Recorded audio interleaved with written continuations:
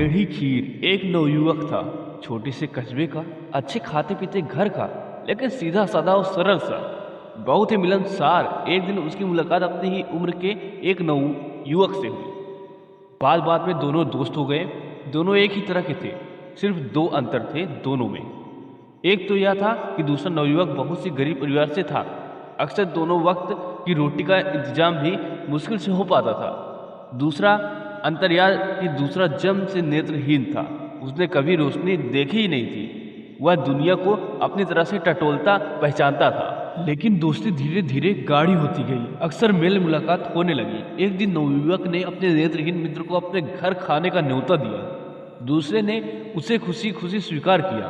दोस्त पहली बार खाना खाने आ रहा था। अच्छे मेजबान की तरह उसने कोई कसर नहीं छोड़ी। तरह तरह के व्यंजन और पकवान बनाए।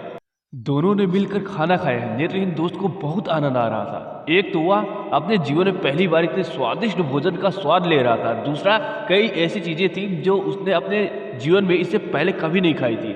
इसमें खीर भी शामिल थी। खीर खाते खाते उसने पूछा, मित्र, यह कौन सा व्यंजन है? बड़ा स्वादिष्ट लगता है। मित्र खुश हुआ। उसने उत्साह से बताया कि यह खीर है। सवाल हुआ कि यह खीर कैसे दिखता है? बिल्कुल दूध की तरह, सफेद। जिसने कभी रोशनी न देखी हो वह सफेद क्या जाने और काला क्या जाने। सो उसने पूछा, सफेद वह कैसा होता है? मित्र दुविधा में फंस गया। कैसे समझाया जाए कि सफेद कैसा होता है?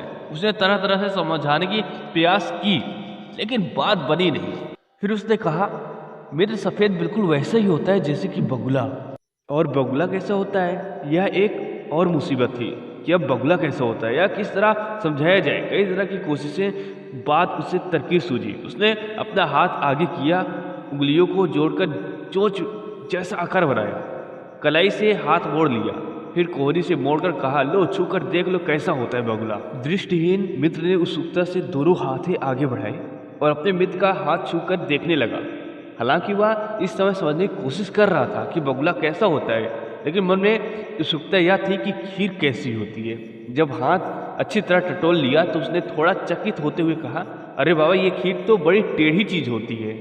वह अब खीर का आनंद लेने लगा, लेकिन तब तक खीर टेढ़ी हो चुकी थी। यानी किसी भी जटिल काम के लिए मुहावरा बन चुका था, टेढ़ी खीर।